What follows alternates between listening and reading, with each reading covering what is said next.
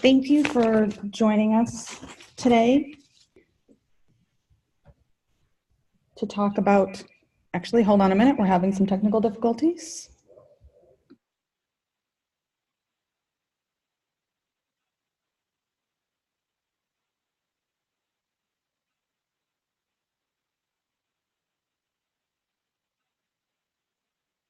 Let's try this.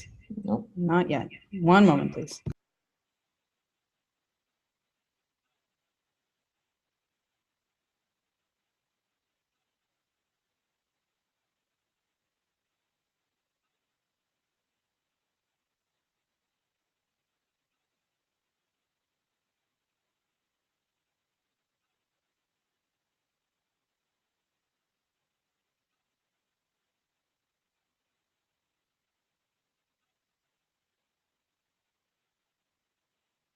All right, let's try this one more time. Make sure we don't have an echo. I think we're good now. Thank you for your patience, and thank you for being with us this afternoon. We're going to do a refresher for those who haven't looked at SIMAP for a year or more to do the reporting, and an overview for those of you who haven't yet used the tool but who are wondering if now might be the time to check it out. So I'm Jennifer Andrews. I'm a program director at the University of New Hampshire Sustainability Institute, where I've been for the past 6 years now. And I'm joined by my colleagues Allison Leach and Yulia Rothenberg to talk with you this afternoon. Allie, you there? Would you like to introduce yourself? Yes, I am. Hi, everyone. So I'm Allie Leach, and I'm a postdoctoral researcher at the University of New Hampshire. Been there for about 5 years now, almost. And I've worked on the development of SIMAP, mostly on the nitrogen footprint side. And I'm Yulia Rothenberg. I'm the program assistant, all things SIMAP, and I've been at the University of New Hampshire Sustainability Institute for almost 2 years, or a little over 2 years. Wow. Yeah, we have a crack team here, not sort of joining us via audio on the webinar, but also critical contributors to the team are Ben Robinson, who's our technical program assistant, and we also have several interns who work with us here on the project as well. We are, as the slide suggests, going to be posting these slides if folks want a refresher and recording the webinar. We're going to ask you just in terms of housekeeping and logistics, we're going to ask you to, if and as questions occur to you, to go ahead and submit them via the chat function in Zoom, which you can find down on the little toolbar there. It says chat. You just type it in as they occur to you. We've got a lot of ground to cover today, so we're just going to kind of plow on through to the end, leave room, as much room as we can for questions and discussion at the end, and anything we don't get to in terms of questions that are submitted via the chat, we will reach out to you and answer them directly and sort of distribute those answers to everyone who registered for the webinar so that you have those responses as well. So today we're going to take you through kind of 3 primary topics. The first is a little bit of brief background, the kind of provenance of the tool, the goals and the methods associated with it, and then spend some time walking and reminding people through how you enter data and how you customize data within the SIMAP tool, and then spend some time looking at what do you get out of it, the results and data views, the tools for reporting, for managing your data, and also, of course, very importantly, for accessing user support. So that's our plan. I'm going to take you through the first piece and then turn it over to Allie to do the second, and then Yulia will wrap it up. I'm sorry, other way around. But at any rate, so let's start with just a little bit of background. So hopefully everyone on the webinar is already familiar, but just to kind of start at the beginning, what is SIMAP? It's an online platform that combines 2 tools that had existed previously. One, the Campus Carbon Calculator and Carbon MAP, tools that were developed to help schools measure and chart their greenhouse gas emissions and to meet their carbon reduction goals. Those were first developed in 2001. Again, they have these 2 sort of platforms, and they've since been used by thousands of institutions, colleges and universities, but also other kind of campus-based organizations. And so they've been sort of developed over the years with input and feedback from the user community, with the goal being to help support climate leadership in higher ed. And then the nitrogen footprint tool, which was developed originally in 2009 at the University of Virginia, with a research team there, Allie Leach being one of them, and Jim Galloway and others being very involved. And so that was originally an Excel-based tool. It's part of a suite of tools, not only for campuses, but for individuals and local governments. The institutional tool was piloted by a network of 20 institutions originally, and that work has been going on for a couple of years, and we sort of rolled these tools up together for a couple of reasons.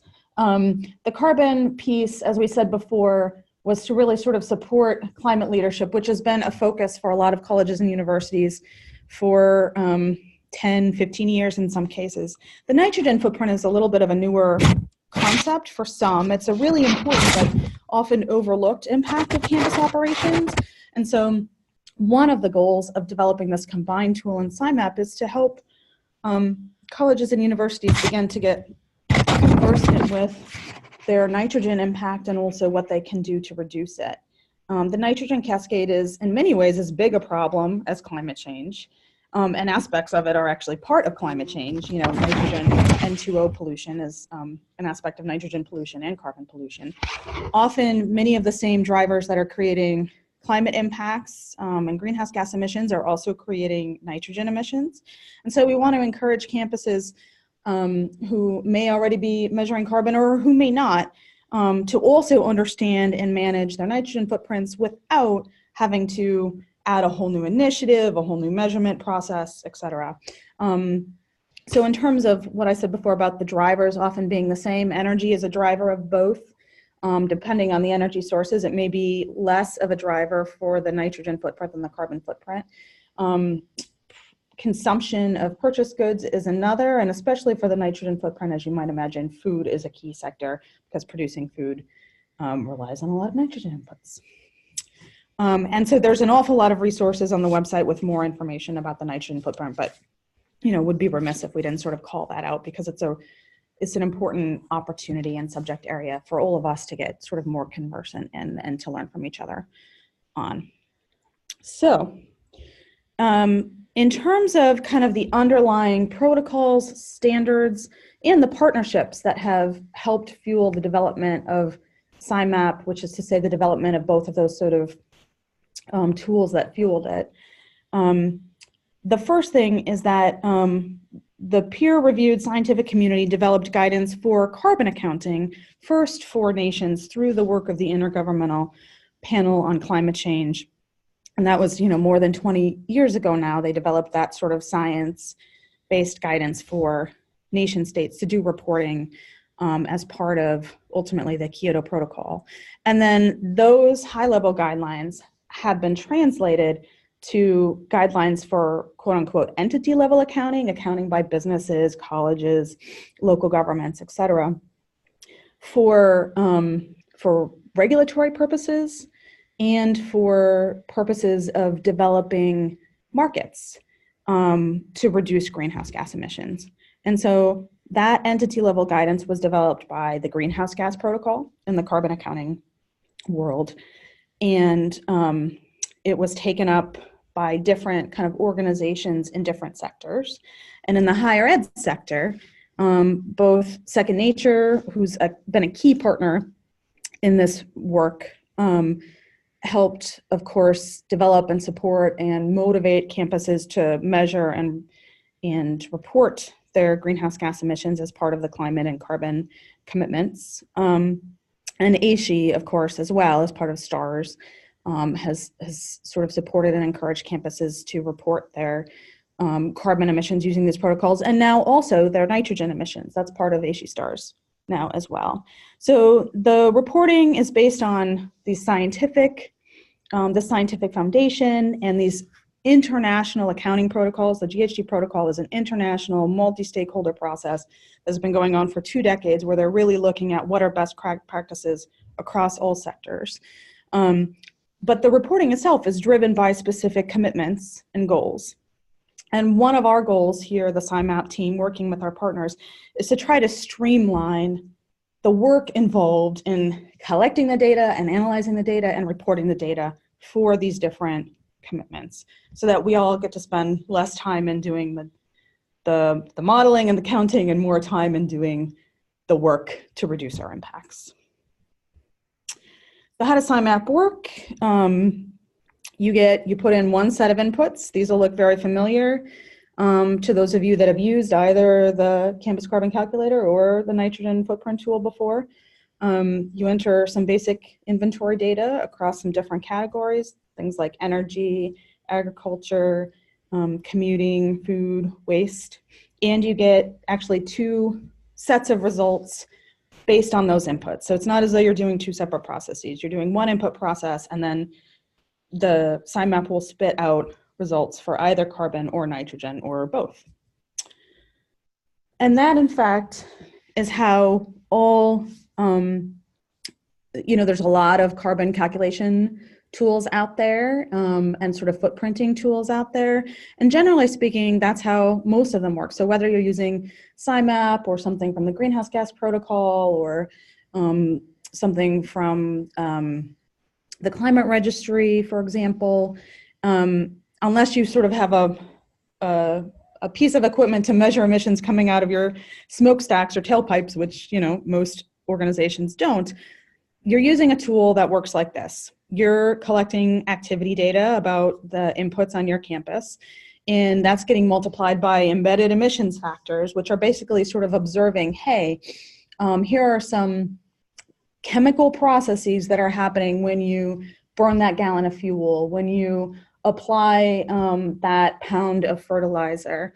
Here are the sort of emissions or chemical processes that happen as a result of those activities. And so there's a couple important pieces about this then that this suggests.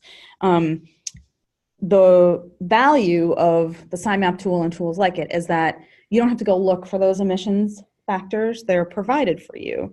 The emissions factors are all estimates. There's different places you can get them.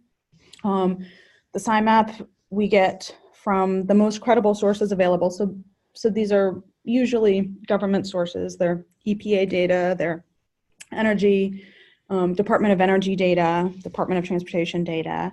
They're all visible in SIMAP. You'll see that in a minute. We make them transparent for you.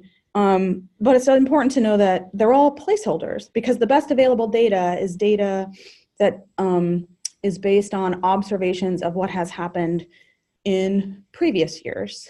And because many of these processes are things that change depending on fuel blends, for example, the data from last year is not necessarily going to be the same for the data from this year, but we're not going to know what this year's was for a year or two or three out. So all of the emissions factors in SIMAP and in other calculation tools are always placeholders.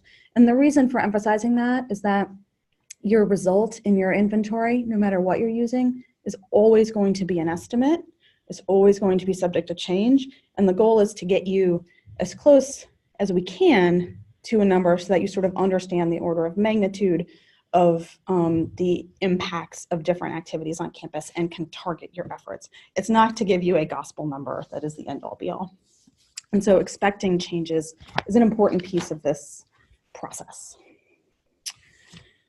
I want to talk about a couple of key concepts in nitrogen and carbon footprint accounting. And I should say that one of the kind of cool things about combining the nitrogen and carbon footprints is that we've been able to sort of take some of the protocols that and concepts that were originally used for carbon accounting and apply them to nitrogen accounting, so that, again, it sort of minimizes the learning curve and creates some consistency with our reporting. So key concepts, one is boundaries, of course, and there are sort of three different types of boundaries related to these sorts of inventories. Your organizational boundaries, which is to say, where are you measuring emissions? There's two primary ways to do that, either what you own or what you control, and the key is to pick an approach and to be as consistent as possible. The second set of boundaries is operational boundaries, that is to say, within that geography, what emission sources are you measuring? Because almost any activity on campus is upstream or downstream or right there in the moment going to result in greenhouse gas emissions. So you could count it almost endlessly, or it's going to result in nitrogen emissions, many of them too. So you can do this sort of counting endlessly. And so an important sort of exercise up front, and as we're reporting our emissions, is to be able to say, what are our operational boundaries? What actually are we including in our inventories? And then, of course, the third set of boundaries is your temporal boundaries. When are you measuring? What is your baseline? What are you comparing yourself to? From what are you trying to measure progress? And again, the guidance is that if you make significant changes to your organizational boundaries or your operational boundaries, that means you're either going to need to adjust your calculations for your baseline year, or if you don't have the data to do that, change your baseline year. So again, these are fluid numbers and a fluid process. Another key concept is that of anthropogenic versus biogenic emissions. That's relevant primarily for greenhouse gas accounting, and it is a way to sort of acknowledge that there is quote unquote sort of natural emissions or emissions that are part of a sort of natural carbon cycle that are happening in sort of real human time regardless of human influence. So, trees grow, they take up carbon, they die, they release that carbon back to the atmosphere. That's happening anyway. So you can make the argument that if you sort of burn that tree, you're not adding any additional greenhouse gases to the atmosphere that wouldn't go up anyway, which is different from pulling a fossil fuel out of the ground where that carbon associated with it is sequestered and burning it and releasing it to the atmosphere where it wouldn't necessarily go anyway, or not on a time scale that would be relevant for us. So it used to be that those sorts of emissions from burning biomass or biofuels, we don't even count them at all. They were just invisible, they weren't included. Now, the guidance is that we should include them as part of our inventory. We should know what we're emitting, even if it is part of that natural carbon cycle, but we shouldn't count them in the same category as these emissions that aren't part of that cycle. So biogenic emissions are emissions that are part of that natural carbon cycle that would have potentially happened anyway in the relatively short or medium term. Anthropogenic emissions are emissions that result from human activities that change that time scale and change atmospheric chemistry in a way that probably would not have happened, in our lifetimes or the lifetimes of our children or grandchildren. So biogenic emissions are reported, but not within any of the operational boundaries of your anthropogenic emissions. Two other key concepts, a de minimis threshold, which refers to the fact that if something is negligible and it's going to take more effort to count it than is sort of worth it, that there isn't an expectation or a requirement that you incorporate it into your inventory, that it's okay to leave out things that are relatively negligible. And the threshold there has typically been 5%. And the last key concept that I wanted to touch on briefly is that of global warming potential, which is basically a way of acknowledging that different types of emissions have different amounts of climate forcing impact. So CO2, which is the most common greenhouse gas other than water vapor, which we don't count in our inventories, is considered sort of the median or the baseline, and then we weight all other greenhouse gases relative to CO2. And that number, that multiplier that sort of says, here's how much more powerful methane, for example, is than CO2, that is its global warming potential. So that's an important concept as well. It's not as simple as activity data times emissions factor equals emissions. There's this additional weighting that has to happen before you get your result. So there's just some key accounting concepts. Many of you are probably familiar with those already, but it's good to sort of have a foundation before you sort of wade into this process. And there's more information about all of these concepts in the user guide and the user support materials. And we're happy to answer questions about them as well. So what's different from the campus carbon calculator and carbon map in SIMAP? We've updated methodology on a number of things. You can see the list there. We've updated some emissions factors. You can see the details of that on the resources page. One important methodology change was that we incorporated the new guidance from the Greenhouse Gas Protocol about Scope 2 emissions into SIMAP. So now instead of one Scope 2 total, the tool gives you two Scope 2 totals, a location-based and a market-based. And then you select which one you're going to include in your reporting and your goal setting based on your commitments and your sort of internal imperatives. Or the programs that you're participating in. So for example, for Second Nature, they ask that you report your market-based total. So SIMAP allows you to do that, but it also allows you to get your location-based total.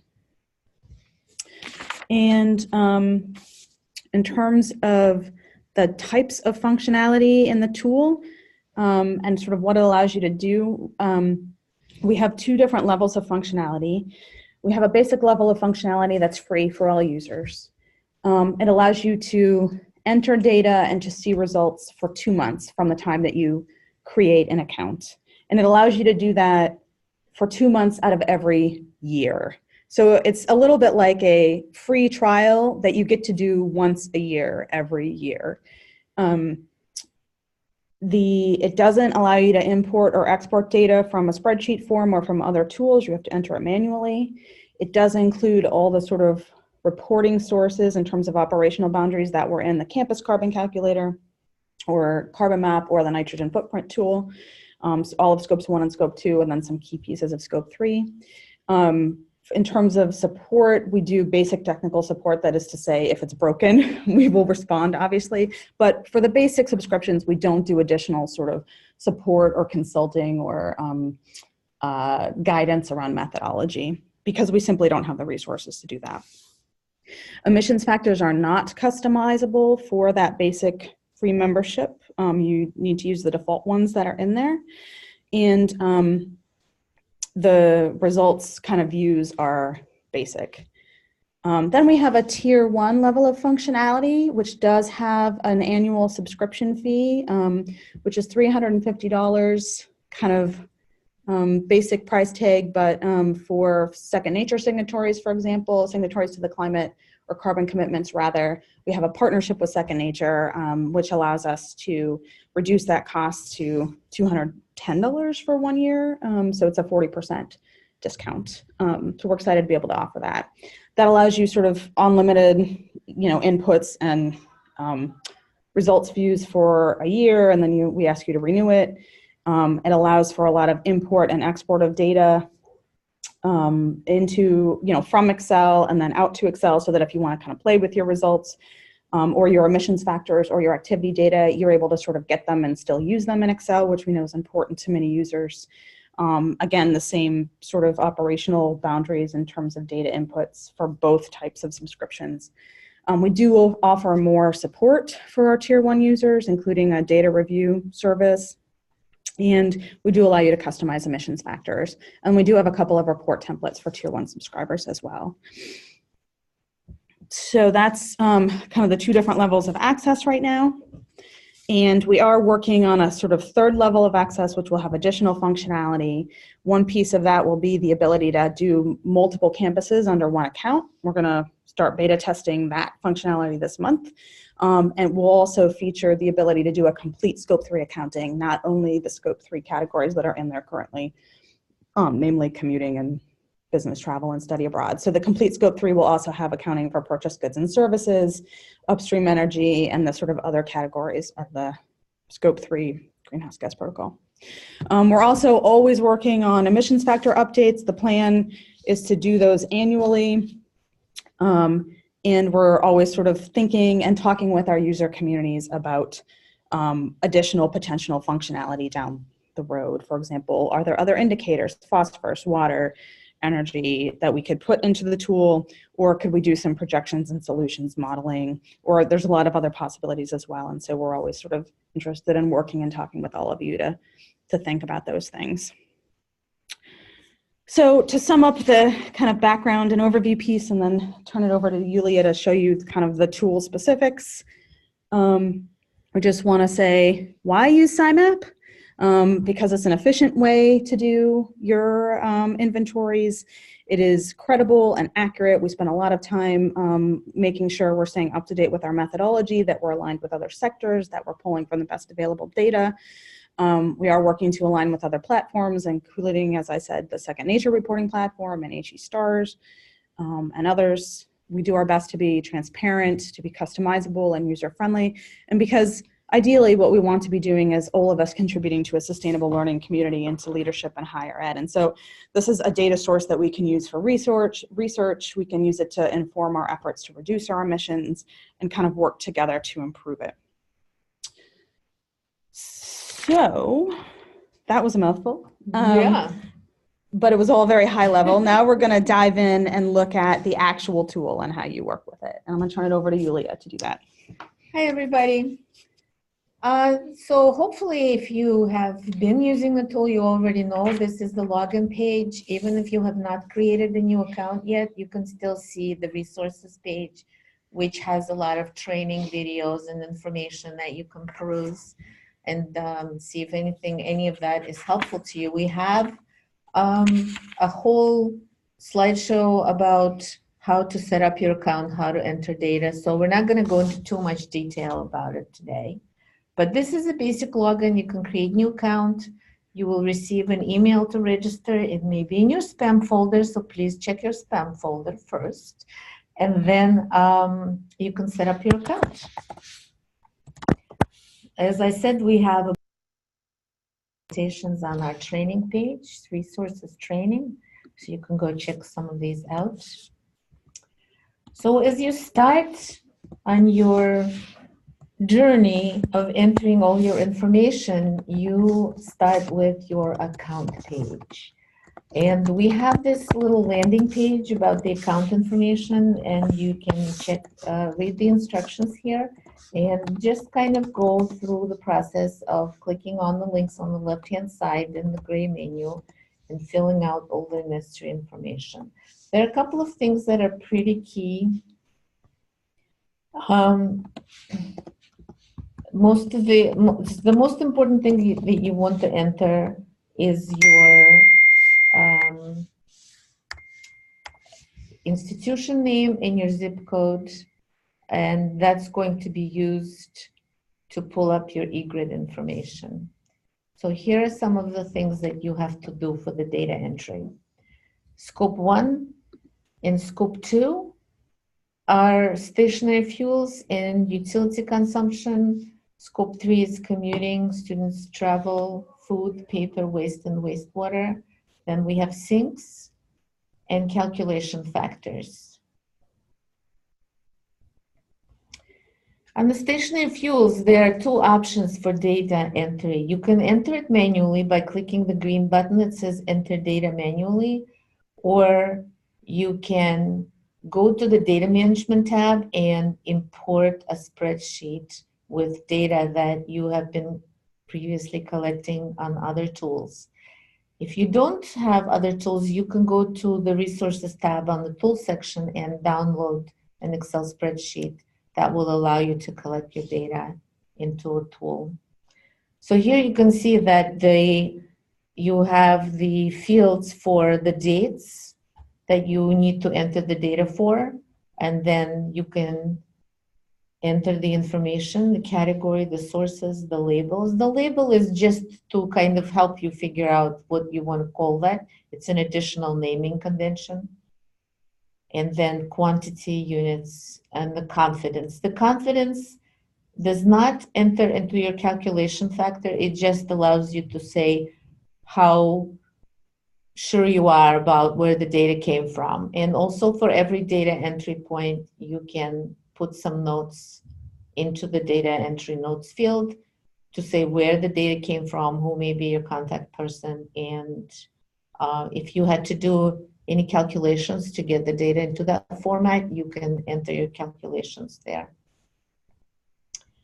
On Scope 2, on the data entry, if you generate renewables, you may want to enter them into the Scope 1 stationary. If you have solar panels, or if you retain RECs for any of your Scope 1 stationary information, you can put it there. You can also enter it in scope 2 as part of your renewable energy information. And there are a couple of things that you have to enter for all of the users. The total electricity consumption from the grid. Generally, you can get that from your utility, from your bills. You can enter them by month, or you can enter them total for the year. And in the renewable energy tab, you can put your renewable energy, and there are a couple of options. Some of them may be duplicative data because you've already entered it in scope 1 information, but some of it could be different because it wasn't part of your stationary fuel or things that you were creating on campus.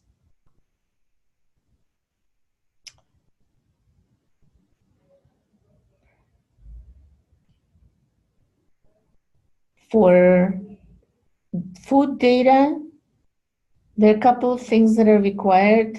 If you're using the Excel spreadsheet, you can read the user guidance and enter the information into the Excel spreadsheet and then upload that data.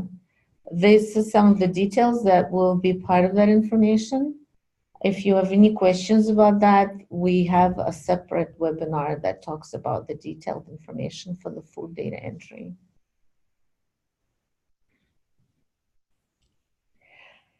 There are also food scaling factors. If you can't get food data for the entire year, you can enter it for a part of the year, and then you can scale it to get your numbers for the whole year.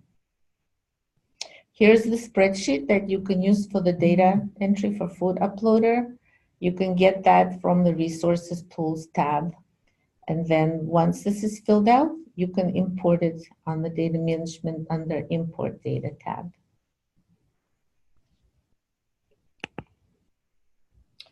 This is the sync section after you've entered your data for scope 1, 2, and 3.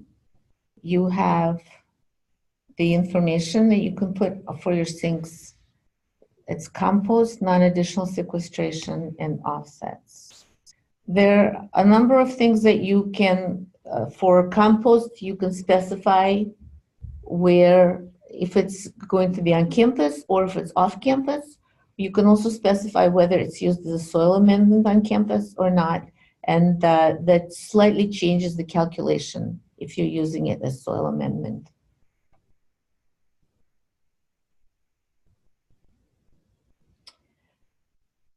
The calculation factors. This is where you can enter your customized emissions or to look at what the emissions are that are being used for the calculations in SIMAP.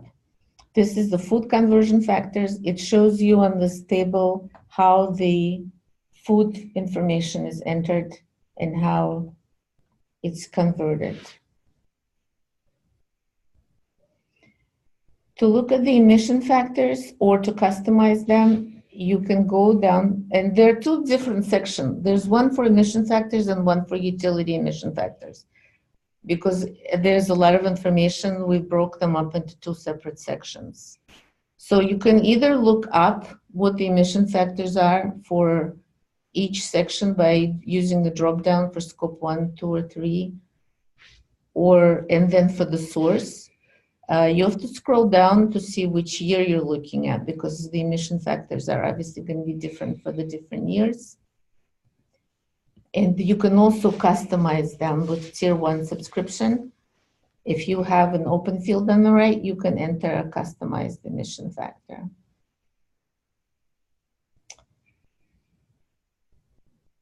Here's the results section. Is Ellie doing this? Yes. So I think we're going to pause here and turn it over to Allie Leach to talk us through results and reports.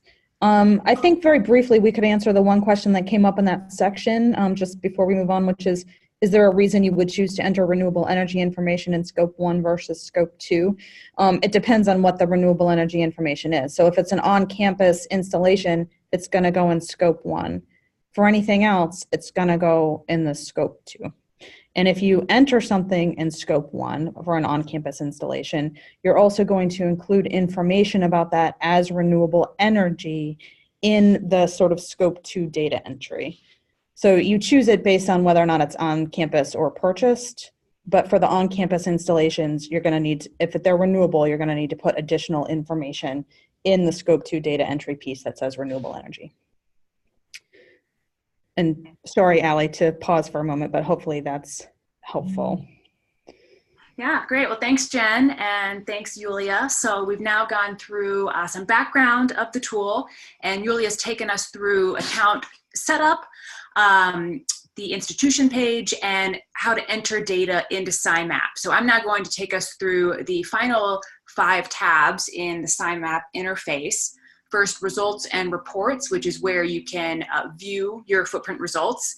Data management, where you can make a number of kind of overarching methodology selections for your footprint calculations. And then about and resources, which have a lot of user support materials and more information. So first, once you've entered all of your data, you're ready to view your results. You can do that first on the results tab. And this is the more interactive results view, where you can see you have a number of options here for viewing your results. First, you can choose if you want to view your carbon footprint or nitrogen footprint or both side by side. And there's a number of different report types. And there's little radio buttons for selecting that. You can look at your total footprint by scope, by category, by source, and finally by gas or pollutant. On the results view, you can also select your scope 2 purchased electricity methodology, and that can also be done on the data management tab, which we'll look at in just a moment. And you can select your year range and whether you want to do any normalizations. So once you click that calculate button, you will see a view like this. This one in particular is by scope. It's got the carbon and nitrogen footprint side by side across 3 years. And about half a year ago, I believe, we made some updates to the graphs where they're now interactive. And so there's this panel at the top of each graph that allows you to save the graph. You can zoom in, zoom out. You can hover over the bar and see what category it's referring to. This is especially helpful for the category view. And you can also select and deselect different parts of the graph. So for example, if you want to just see the categories in your scope 1 footprint, you can deselect all of the categories in the scope 2 and scope 3 footprint. So a lot of different interactive options here, and there's a page on the resources tab with more information about all of these options. Then below the graph, there will be a table like this for both carbon and nitrogen that will show the results organized into whatever view you selected. So this particular one is by scope. Then this graph is just showing a different view. This is the category view that has every single category ranging from on-campus cogen all the way up to food. And this is one of the views where it can be really helpful to select and deselect different features. The next tab is the reports tab, and this is a different way of viewing your results. And for those of you that use the campus carbon calculator, this is analogous to the S annual tab that a lot of the users of the campus carbon calculator use pretty frequently. It gives a nice overview or summary of your footprint. It's for a single year, and you view the carbon footprint or the nitrogen footprint done separately. It gives you 2 graphs, a pie chart of the footprint by category and a pie chart by scope. And below this, there is a table as well summarizing this data. You can also export this feature. Then the second view option in the reports tab, which you can select over here on the little drop down, is the Second Nature report. So for Second Nature climate commitment signatories, you can view this report and actually export it over to the Second Nature reporting system. And we have a link on this page that has more information on how to do that. Next is the data management tab.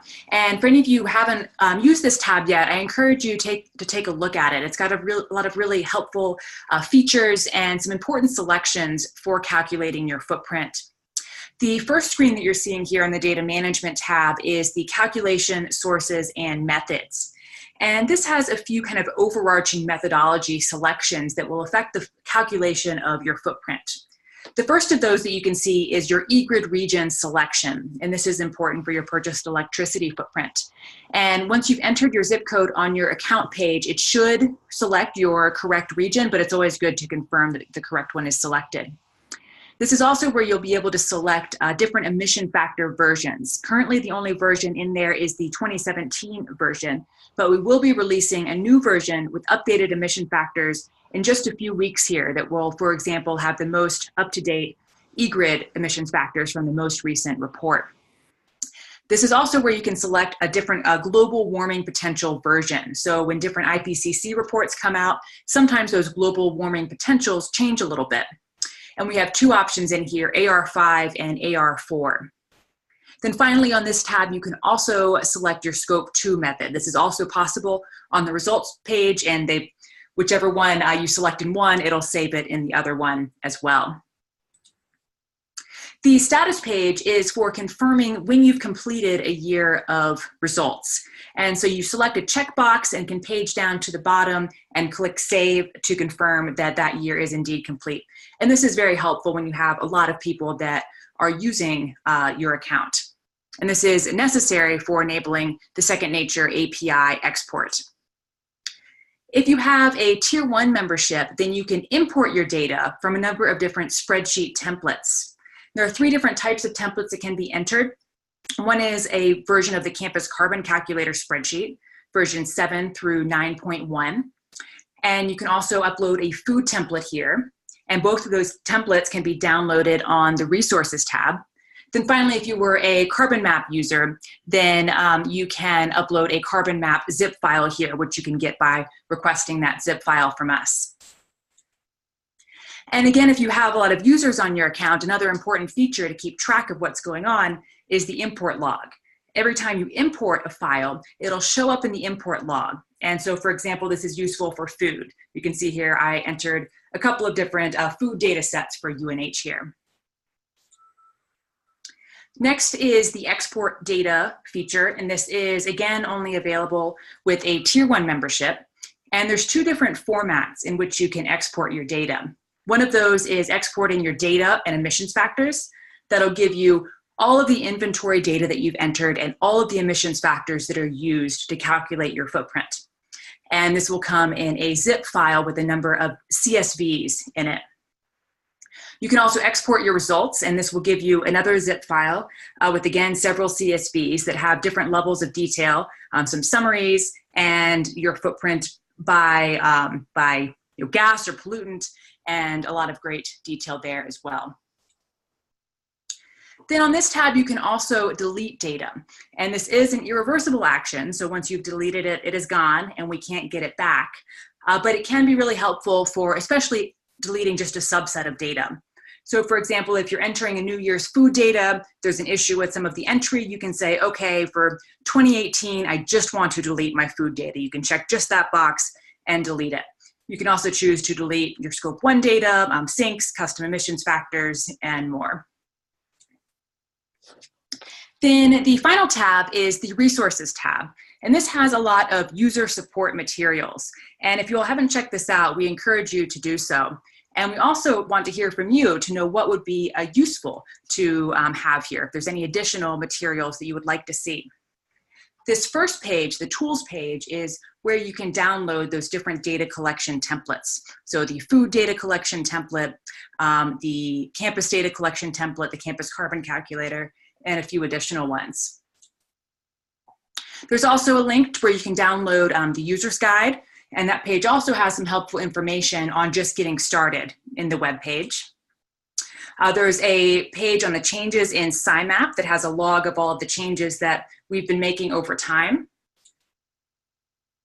A page where you can request a data support, and the carbon and nitrogen references and documentation. And we are working now on expanding that section. We have most of the references there, but we're expanding it to have a lot more detail. So check back soon for more there. And we have a lot of ongoing development work that we're really excited about. In February, we're going to be doing multi-campus beta testing, a new feature that's going to be part of the Tier 2 functionality. And we're also going to be launching 2 working groups that are designed to really tackle some big methodology questions in SIMAP. one on commuting, and one on biomass. And as I mentioned, we're also working on some other ongoing updates like references and methods documentation, user data review, and support.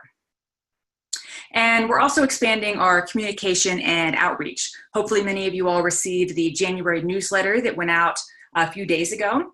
We're also hosting a webinar every month. We've got one with Second Nature for next month. And we'll be sending out monthly emails about renewals as those come up. And I think that's everything we have. So I think we'd be happy now to take some of the questions that you all have been submitting. Thank you very much.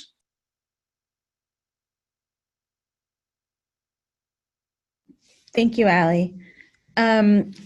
Looks like there are a few questions already. I'm going to work my way back a little bit. There was a question about example results and reports from other campuses. Where might we find that data? And a suggestion that ASHE STARS reports are a good place to start, which is absolutely the case. The Second Nature reporting system is another great place to start because that's all publicly available data, and they have annual updates from folks in their greenhouse gas inventories posted there.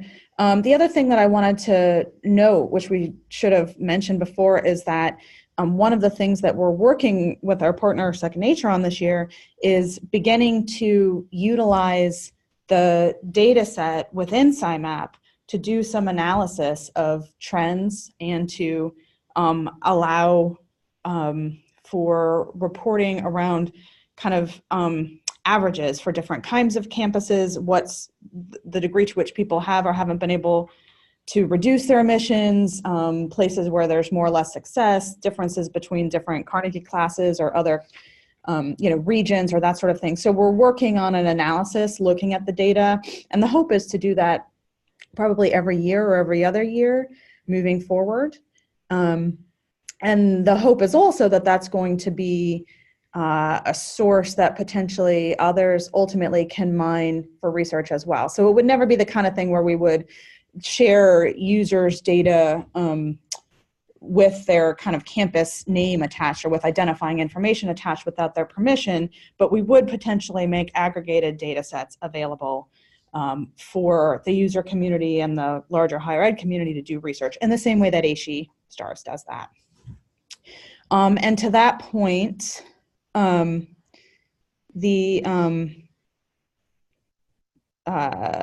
Mark a Year Complete tab is there for two reasons. One, so that users can kind of manage their own data and sort of keep track of, okay, where do I still need to enter stuff? What am I done with?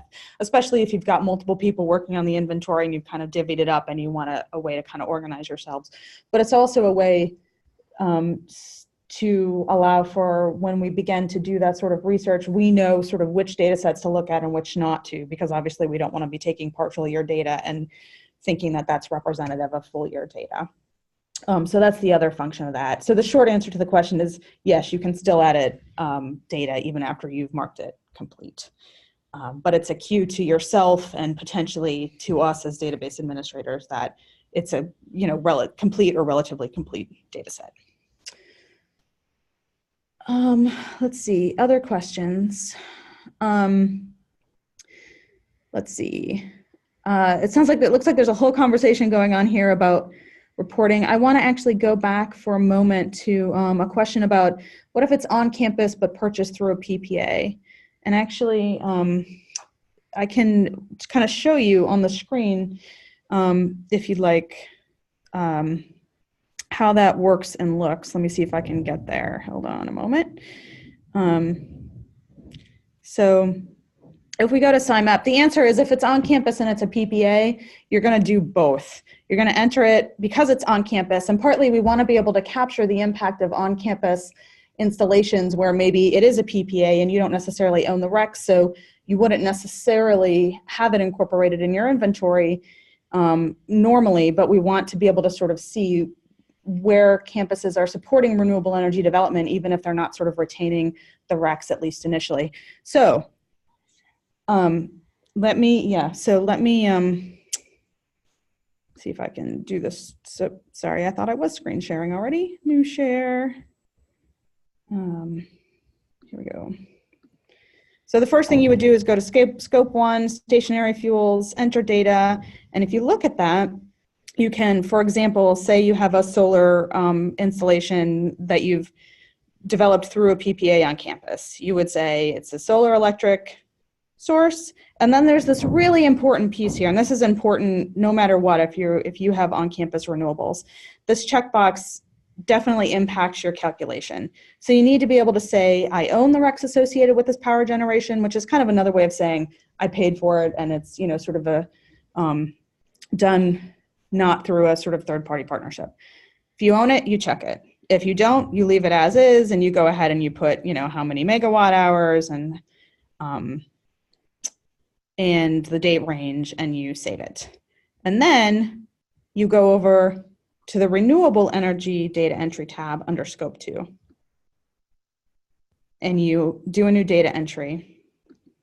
And again, if we're using our solar example, you say, I'm purchasing solar energy. This is through your PPA. And you put in your date range and you give it your own label, whatever you want, and you put in your megawatt hours or kilowatt hours and the quantity. And then under type here, it allows you to say, this is, in this case, a power purchase agreement or community choice aggregation or voluntary unbundled RECs, whatever it is. So this is where any kind of contractual arrangement for renewable energy on campus or off campus, through your utility or through a third party or whatever it is, this is where you're going to enter that data. If you have an on-campus installation, you also need to enter it under scope 1 and make sure you check or uncheck that box depending on what your situation is. So that's that question. Do you want to go back to the PowerPoint? And we have one more question about the commuter. Okay. I noticed that that if you change the data in a population, that SIMAP doesn't automatically update that population. So I would say one thing is just to make sure that you are saving any data, and like it's not going to, if you go there and you don't actually hit save, it's not going to save it. I'm not sure if that answers your question, but we can address that that doesn't sound right. We could address that one-on-one with you offline if you like. Do you want to just go back to the PowerPoint in case there's something we need to refer to in it? I'm going to stop share here. Thank you. And then let's see, what else? Allie, any questions jumping out at you? Hi, yes, I noticed one on the multi-campus functionality. And the question was about what multi-campus functionality we're exploring and what it would look like. So the way this would work is that if you do have multiple campuses for your university, your college, you could have all of those campuses within a single account. And that way you can view a campus individually, or you could view the aggregate of all of your campuses together, what your footprints would be in that case. And so beta testing for that will be starting up soon. The feature or the functionality is in our development site right now. And so if you're interested in learning more about that or participating in beta testing, please just send us an email.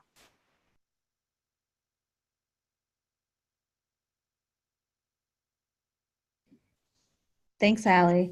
I also noticed in the sort of string, the kind of point around the SIMAP is relatively new, so not many universities may be using it yet, which I think was relative to our sort of data set. I thought it might be interesting for everyone to hear that we have over 900 users at this point. It's been a really great year. The user community has really kind of jumped into this kind of learning process with us. So we're excited about that, both in terms of it being a way to continue to sort of offer a standardized approach and comparable reports, and also the ability to yield a great data set over time that again, we and others in the field can use for research and to kind of inform our collective efforts. Yeah, and to that point, if you're interested in participating in any of the working groups, please email us at simap@unh.edu, or if you'd like to be a part of the beta testing team for the multi-campus functionality, we'll be kicking that off very, very soon. Please email us also to get onto that list. Thank you. Thank you, Yulia. Another question, can you add multiple renewable sources? Yes, and that's true for all of the data entry. You can add multiple sources for any of these things. So that's why, for example, you could do it month to month to month if you had, propane or natural gas or electricity and you just wanted to enter your monthly bills, or if you wanted to, you have invoices from different vendors for the same kind of fuel or activity. You can enter them all individually as line items or aggregate them all as one line item. And that's certainly true for the renewable sources as well as anything else.